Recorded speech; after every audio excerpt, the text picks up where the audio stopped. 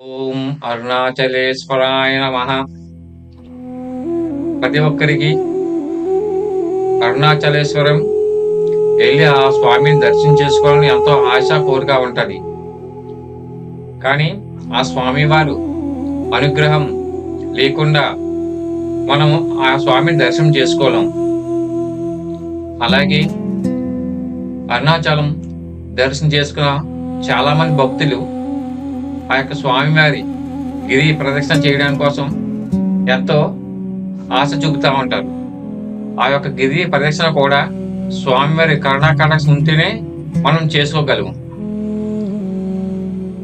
ఇప్పుడు మీకు గిరి ప్రదక్షిణలో చేసేటప్పుడు అష్టలింగాలు దర్శనం ఇస్తూ ఉంటాయి.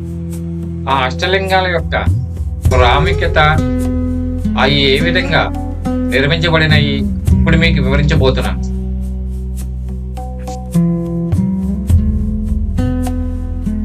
మొదటిది ఇంద్రలింగం. ఈ ఇంద్రలింగం అరుణాచలం గిరి ప్రదక్షిణ మార్గం యొక్క తూర్పు భాగంలో ఉంది. ఈ ఇంద్రలింగం అన్నది దేవతల రాజు ఇంద్రుడికి అంకితం చేయబడింది. ఈ లింగానికి మనం పూజించిన ఆ లింగాన్ని యొక్క దర్శనం చేసుకున్న మనకి శ్రేయస్సు మరియు విజయం లభిస్తుందని భక్తులు నమ్ముతారు. అలాగే రెండవ లింగం అగ్నిలింగం. ఇది ఆగ్నేయ భాగంలో ఈ దేవాలయం ఉంది. ఇది అగ్నిదేవుడైన అగ్నికి అంకితం చేయబడింది.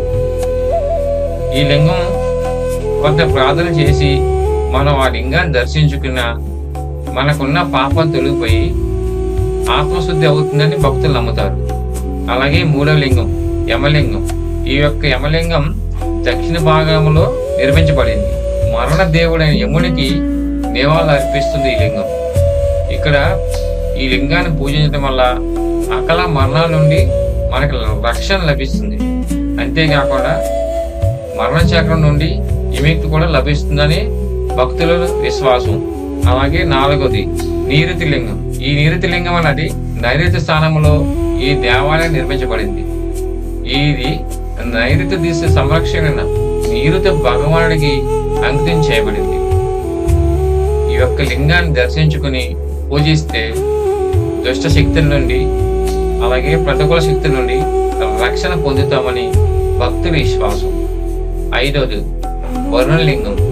ఈ యొక్క వరుణలింగం పశ్చిమ భాగంలో వరుణలింగం కింద అవతరించున్నది. ఇది సముద్రాలు మరియు వర్షాలకు దేవుడైన వరుణ్ణి పూజిస్తూ ఉంది.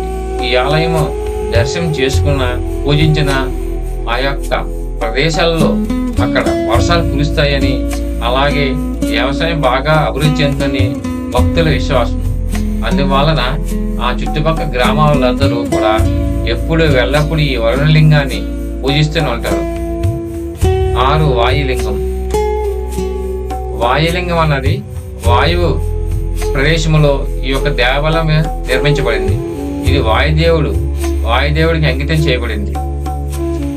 ఈ యొక్క లింగాన్ని దర్శించుకుని పూజించడం వల్ల మనకి ఏదైనా శ్వాసకోశ వ్యాధుల నుండి అంతేకాకుండా ఆధ్యాత్మికంగా జ్ఞానం కూడా పొందుతామని భక్తుల గాఢ విశ్వాసం. 7 కుబేరలింగం. ఈ కుబేరలింగం ఉత్తర భాగంలో నిర్మించబడింది. సంపద మరియు శ్రేయస్సు యొక్క దేవుడైన కుబేరుని పూజిస్తుంది.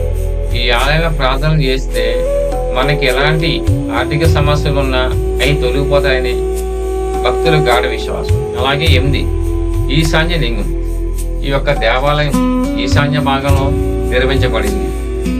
ఈ ఈశాన్య దిశను పరిపాలించే దేవత అయిన ఈశాన్య భగవానుడికి ఇది నివారణలు అర్పిస్తుంది. ఈ ఆలయంలో పూజలు చేయడం వల్ల భౌతిక మరియు ఆధ్యాత్మిక ఆశీర్వాదాలు లభిస్తాయని నమ్ముతారు.